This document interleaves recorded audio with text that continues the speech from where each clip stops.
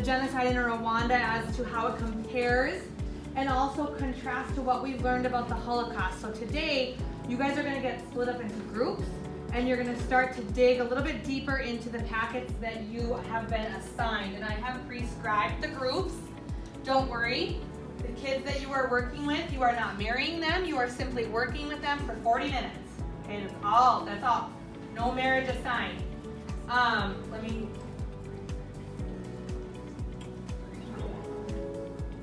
So I'm gonna flip my screen real quick.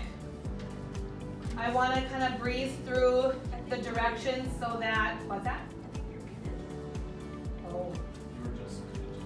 I think it's just, because they turned their cameras on when I was talking.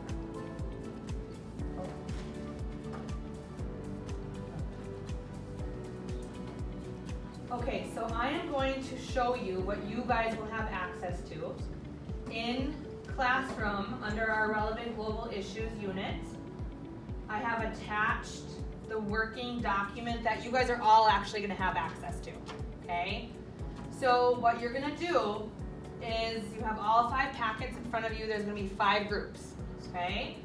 So with that being said, if you take a look at who you are going to be working with and the topic that you are assigned, there it is. Okay? So if you're number 1, it corresponds with the first jigsaw packet, 2, 3, 4, 5, and that last one is Rwanda today. Okay? So here are the directions. Once you get into your groups, and we did try the breakout rooms last hour, and I don't know if you heard me, but I think the headache of trying to arrange them all, and then everyone gets dispersed, and then they don't hear, I'm just gonna say it's not worth the hassle. We have those individual breakout rooms already prescribed that you guys will go to, okay? So if you are in the first group, the Hutu and the Tutsis, you're gonna go to the first link. The second one, second link, third, fourth, so on and so forth. Does that make sense? Okay? So here's what you need to do once you're in your groups. You have your packet, you have your topic. What I want you to think about is the content that you have, the content that you read. You were supposed to read it, annotate it, make side notes. So go back and reflect on that reading, okay? Then think about what's a symbol that as a group we can collectively agree that this symbol best represents this content. Now, let me be clear. A symbol, I'm not asking for a picture of a scenery or a scene in general. So I put some examples up here just so you understand what I'm talking about. A symbol is, I call it a metaphorical symbol. What's a metaphor? You guys learn about this in English. That's a simile, I think, right? I think. Isn't that a simile, the like or as rule? Mrs. Palmer? He's saying without it. Oh, without. Okay, sorry. So I want you to find a symbol that represents the content. Okay, so for example, it's more simplistic. You can attach it. So I put the yin yang on here if I was gonna represent Ellie, if I'm representing Ellie and his father and their relationship. They're very different in their thoughts and who they are and their tactics, but yet they're one and the same. They make each other whole. So I might choose the yin yang to represent that relationship. I'm not choosing a scene. It's not as abstract, it's more simplistic, but yet you're gonna make sense of what that symbol is and how it becomes a metaphor for the content. Does that make sense? So think symbol, simplistic, not necessarily a scene, a picture. So that's going to be the first task. Second one is you're going to find 3 supporting details or key phrases from the content that you feel really captures what the heart of the content was about. Okay? Remind me, what's on top of each of your packets? An essential question. The reading purpose, right? So think about that. What was it that I was supposed to be thinking about as I annotated and thought thoroughly through the material? That should be a guiding piece, okay, for that third or for that second bullet there. And then a short summary, okay, of the essential questions. So you're gonna give me the little snippets for the key details, might include key terms. Your summary is gonna be a little bit larger and more encompassing, okay? That's no different than the summarization that we do every single lesson, okay, that goes into your notes, no different. And then on the last page of each packet, except for this one, number 5, does not have the poem, but you still have to do it. So you have to do it. So on the back of each packet, did you guys notice on the back of each there's a poem, right?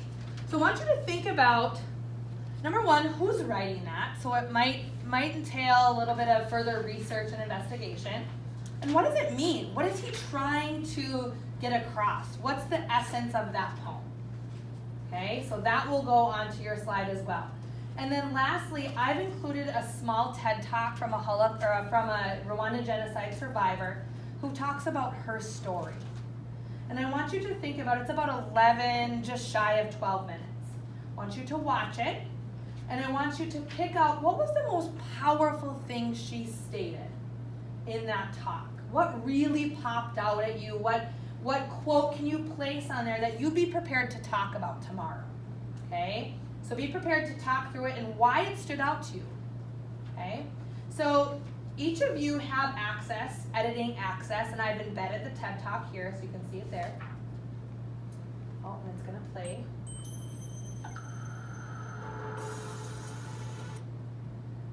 So this is a running slideshow.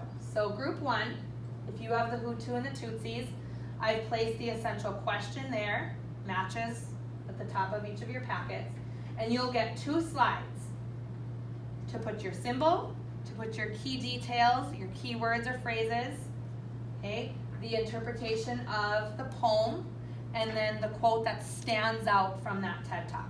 You have 2 slides of room to go through that content, and you will present tomorrow. Okay, now, some kids are only using 1 slide, and they don't need the second slide. If you don't need the second slide and it's working and the format looks good to you, just delete it, okay? Group 2, group 3, 4, and so on, all right? So tomorrow, the reason why I have it all on one running slide is just for transition purposes. We can just run through it, because tomorrow you'll come on and I wanna hear from everybody, all right? So I'd like you to decide once you get into groups, who's gonna take the quote, who's gonna take the symbol and explain it, who's gonna take the poem. I wanna hear from all your voices, okay? Make sense? Now, one thing that I would suggest that you do before you even start, if you go to the PowerPoint and watch the TED Talk first, just so that you can get that out of the way, and think to yourself what was most powerful, what stood out to you individually, and then having already watched it, come together and talk about, see if there's any overlap, or see if you guys pulled out the same ideas, and then kind of collectively agree on one thing that you would like to present tomorrow. That's maybe how I would start, okay? From there, where are you gonna go? How are you gonna meet with the kids at home? Your breakout rooms, okay? So if you're group 1, breakout room 1. If you're number 2, Valentina's story, you're going to breakout room 2. Does anybody need me to pull? Oh, you can do that if you want to see it again. Yes.